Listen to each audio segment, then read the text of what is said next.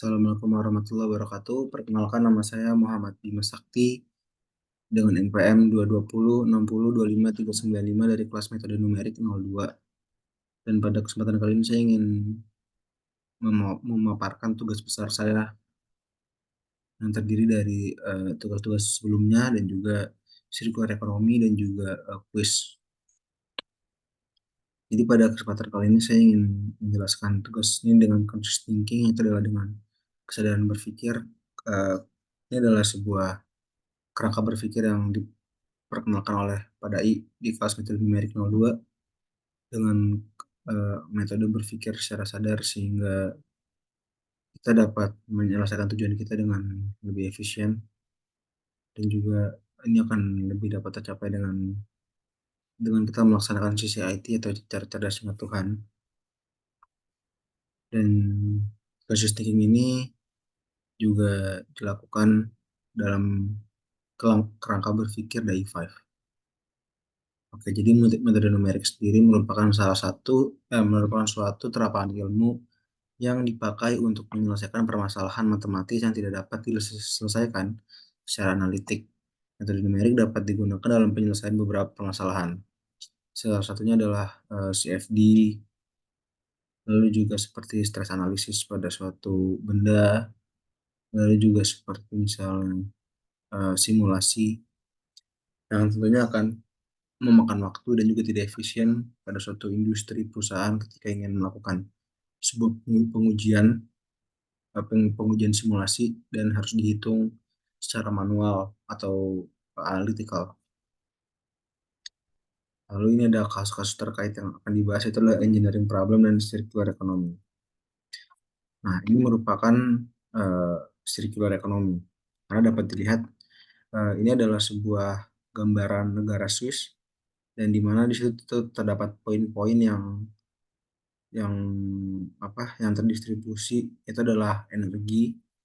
Jadi dapat dilihat distribusi energi pada negara Swiss yang tersimulasikan dengan metode numerik yang digunakan untuk eh, menjadi data untuk kita merencanakan sebuah transisi energi sistem menuju net zero emission pada suatu negara, dan ini akan mempengaruhi circular economy pada suatu industri. Dapat dilihat ini seperti ada manufaktur, pertambangan, recycle, dan metode numerik sangat membantu kita untuk mensimulasikan data-data yang telah kita dapatkan.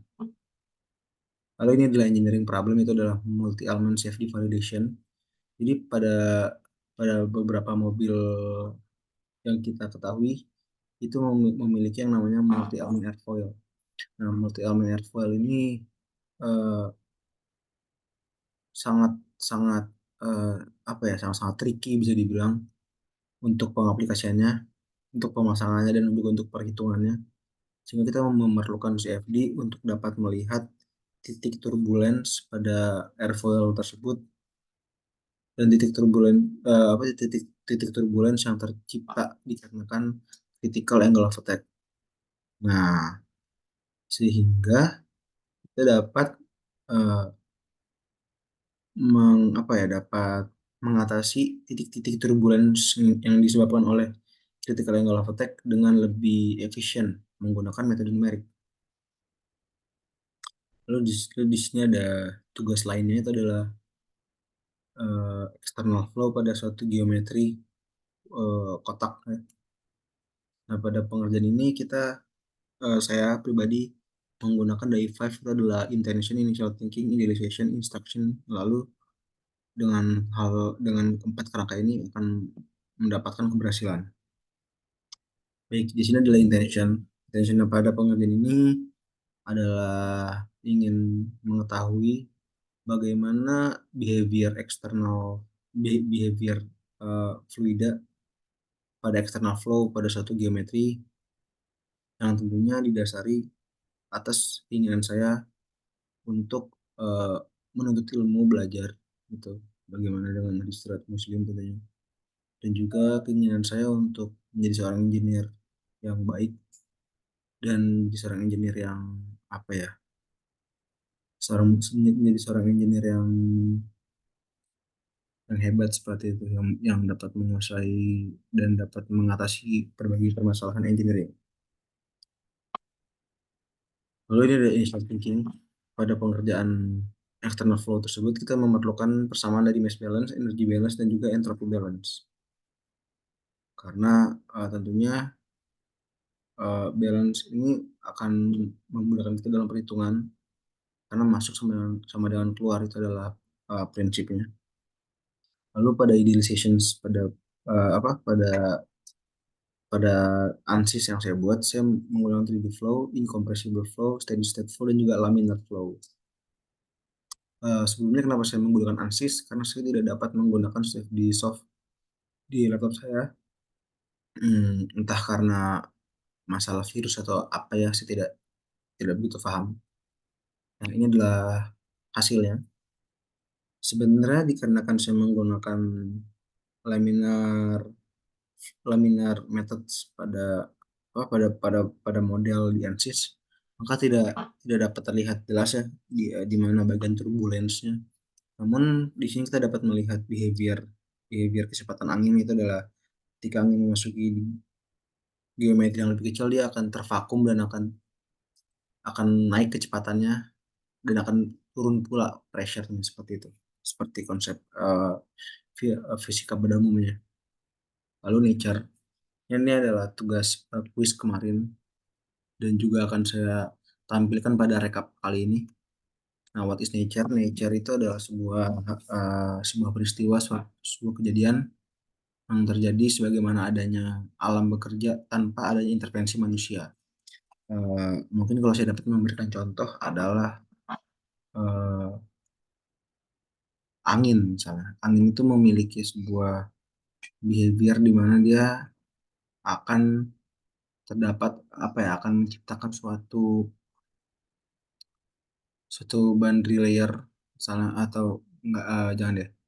Misalnya kita apel jatuh dari pohon yang menimpa kepalanya Isaac Newton, yang pada akhirnya tercipta hukum gravitasi. Itu adalah sebuah nature gitu, sebuah nature, karena itu adalah hal yang alami yang terjadi tanpa intervensi manusia.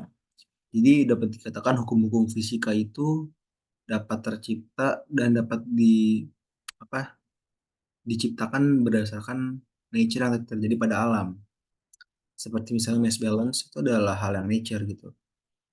Ketika kita memasukkan fluida eh, pada lubang yang besar, maka dia akan pelan. Lalu ketika dia melalui lubang yang kecil, dia akan menjadi lebih cepat. Namun secara massa adalah sama sebenarnya. Itu adalah sebuah nature yang pada akhirnya menjadi sebuah basic hukum pada fisika. Seperti itu. Oke, why do we need to learning about nature? Karena sebagai sebagai engineer ya, sebenarnya pada dasarnya itu engineer, dia tidak 100%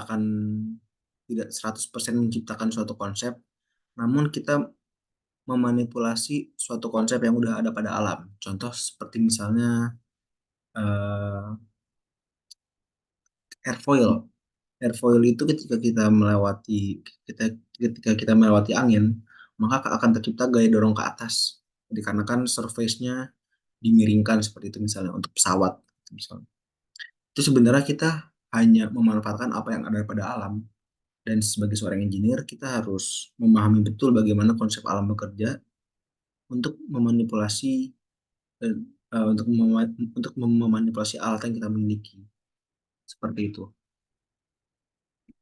Who needs to learn Who needs to learn nature? Sebenarnya sebagai seorang engineer tentunya kita sangat penting untuk belajar nature. Seperti yang tadi telah saya sampaikan bahwa engineer itu sebenarnya hanya memanipulasi memanipulasi benda kita, alat kita yang sebenarnya konsepnya sudah ada pada alam pada umumnya, seperti itu. Seperti konsep pembakaran pada mesin contohnya.